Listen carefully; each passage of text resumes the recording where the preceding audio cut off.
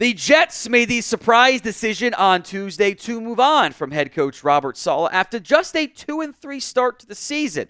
The timing was interesting. We all knew Saleh was on the hot seat entering the season in New York. The whole point of bringing him back was you're going to have a healthy Aaron Rodgers. You can make a run at it. The defense remained really good in New York the entire time he was there. But he never figured out the offensive coordinator, and he never figured out the head coach, or the quarterback, which Aaron Rodgers stuff looms very large here. The Jets have sworn Rodgers was not consulted, and I believe the leak on this next part came from the Saleh camp of, well, he was considering firing OC Nathaniel Hackett, or at least demoting him. And I don't know if it's even a conspiracy, like there's like some credibility to it of, Rodgers got wind of it, and he talked to Woody Johnson the night before. That did happen. Somehow the head coach firing didn't come up when talking to the quarterback. It's all very weird timing. It also might just be ownership who wasn't actually involved in the hiring the first time because he was the ambassador to the UK, never liked him, and has his excuse to fire him. It's just weird timing, because if you're going to fire him at 2-3, a game out of first place in the division, a win this week would have put him in first place, why did you even bother bringing him back? So did the Jets make the right call firing Robert Saleh? Y for yes, N for no. Let me know in the comment section of today's show.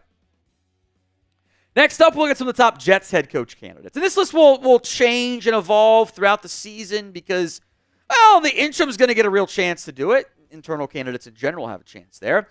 The Jets have a chance to do something pretty funny. At number 10, it's Bill Belichick, the former head coach of the New England Patriots, who, as I'm sure you guys know, was once the coach of the New York Jets for a day. And at his introductory press conference, wrote, "I resign" on a napkin, and used his press conference to explain why he was going to take the Patriots head coaching job. His name has got linked a lot. I'd be a little surprised if it happened because, that ended badly for all, like that. There's some bad blood there, I think. But it is a noteworthy name. I think you have to acknowledge it as at least discussion point because some people have brought it up before as well. Number 9, Pete Carroll, the Seahawks head coach.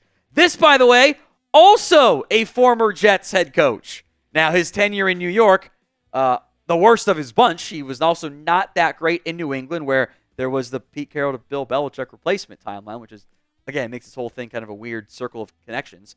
USC did a great job, scandals aside. Seahawks overall very successful.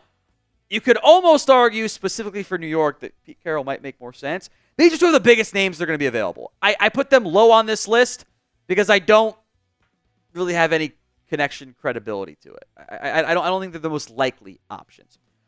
In general, because I think this list can also be expanded for other teams beyond the Jets, and not just Jets fans are watching this, obviously. Who is the better head coach candidate? BB for Bill Belichick, PC for Pete Carroll. Let me know in the comments of today's show.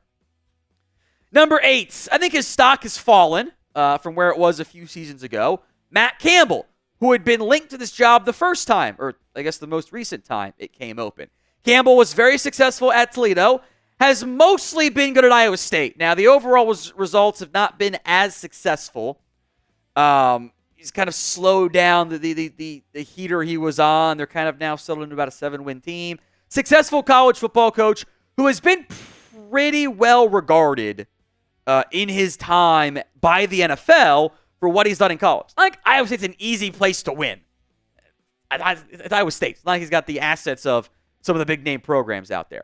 Now, I do want to briefly mention some other potential college football head coach candidates. You can bet Lincoln Riley is going to be linked to this job.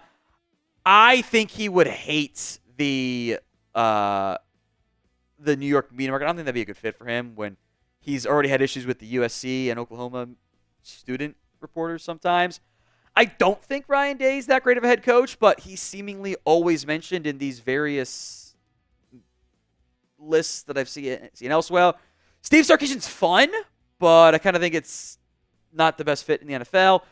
At some point, I could see Kirby Smart taking a jump there, which I think is noteworthy. Deion Sanders, is going to get linked, but that doesn't make any sense at all. I think he'd be a bad NFL coach. I don't think he wants to be an NFL coach either. So who will be the New York Jets' next head coach? Let me know in the comments section of today's show who will be the Jets' next head coach.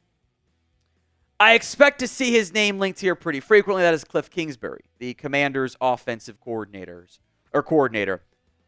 He has done a better job so far. We've also seen this story before, where Kliff starts off hot, and then his offenses fade each month as it goes along. And it's going to get tougher in Washington right now.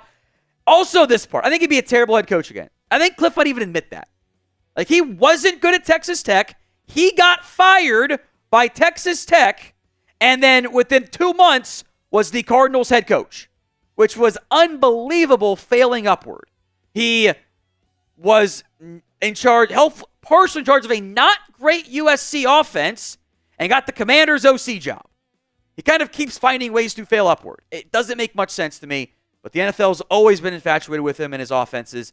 I would not be surprised if this continues with the success with Jaden Daniels if he gets some interviews.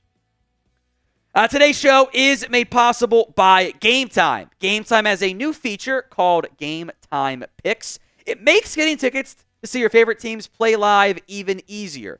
Game Time Picks put it the fluff to only show you incredible deals on great seats, so you don't have to waste time searching through thousands of tickets. It is curation designed to save more on sports, concerts, comedy, theater, etc. You can toggle the all-in pricing feature to show your total cost up front with no surprise fees as checkout. Get a panoramic view of your seat in the app before you buy. That's one of my favorite features. Like, you can actually see what your view is going to look like. The Game Time guarantee is this. They will credit you 110% of the difference if you find tickets in the same section and row for less. So download the Game Time app, create your account, and use code CHATSPORTS for $20 off your first purchase. Terms apply. But again, create your account, redeem code CHATSPORTS, CHATSPORTS, for $20 off. Download Game Time today. So what time is it? It's Game Time. Number 6 on the list is Brian Flores. Now, there is the off-the-field stuff, the lawsuit against the NFL, which maybe he wins, maybe he doesn't, that might make him a less attractive head coach candidate. He also had real issues touching with the offensive players, the Tua Tagovailoa, etc. in Miami. Very valid concerns. In terms of purely what he's doing on defense in Minnesota, it is a blast to watch. As I like to sum it up, it's just weird shit he's running. And it works on a pretty consistent basis. Like, I have been very, very impressed with what he's able to execute there. I do wonder in general if the Jets would be willing to go back to a defensive-minded coach. Because sometimes what you see is after a defensive guy, they want to go to the offensive guy. That might be a slight negative thing from just the organizational structure standpoint. Number 5, and I put this higher on the list than I normally do, internal candidates. Because the Jets seem to think that they can win games right now, which I actually don't disagree with. So, 3 names, only one of which is actually serious. Aaron Rodgers on here. Look, how many buddies have the Jets hired or signed in his time in New York? It's been several at this point. That has been a pretty consistent trend for this organization. If Jeff Ulbrich has success, if they are able to get to the postseason, he might just get to keep the job. Now, I'm glad the Jets did not make Nathaniel Hackett the offensive coordinator. He's not good. I think he's terrible. I think the rest of the NFL tends to agree on that. But it is at least suspicious timing, whether it is the suspicious leak from, I think, the Saleh camp, or all things are true and there's some truth on both sides of Saleh was considering firing the OC or demoting him, and then the head coach ends up getting fired. Fair or not, the accusations, Rodgers will never be able to beat them, that he influenced the Robert Saleh firing, because he has a lot of influence in that organization. Do you believe that? A for yes, B for no. Number 4 on this list, Bobby Slowik, the Texans offensive coordinator.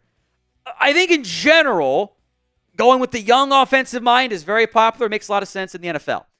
I do think Slowik is a little bit overrated right now. I do think he is benefiting a little bit too much from the Shanahan boost. But I do like a lot of what he does, and you can do worse than trying to go right back into the Shanahan well, which has worked out pretty well for at least some NFL teams. But the top young offensive mind is undoubtedly Ben Johnson. He's high on the list, but he's not number one or number two because I wonder if he wants the job. There's long-term quarterback uncertainty. There's short-term quarterback uncertainty because Rodgers not played great outside of that one game. It's been pretty mediocre this year. Still has time to get that stuff right. Don't get me wrong. It's Aaron Rodgers, still a Hall of Fame player after all. But Johnson has been selective in his jobs. He could have been the Panthers head coach twice now. Could have been the Commanders head coach. He's passed on both of all the jobs out there. He's had a lot of choices. He'll be patient. Jets might not be the right fit for him. There are some other, mostly young, Todd Monken's not actually young, offensive coordinators. And Kliff Kubiak's stock was hot and then fell down pretty quickly on that front. Zach Robinson has done some good stuff in Atlanta, but he's also a first-year OC. I like most of what Drew Petzing does in the ground game especially, but I think he's still got some room to work on in his passing concepts. The Bills have slowed down on offense, but if the Bengals ever fire Zach Taylor, you know Joe Brady will be a candidate there. He's kind of back on the right track a little bit as well. Now, for all the NFL news and rumors you could ever want, hit that sub button, youtube.com/chatsportstv. Number 2, it is Aaron Glenn, the defensive coordinator of the Detroit Lions. He's going to get a bunch of interviews. That is a lock.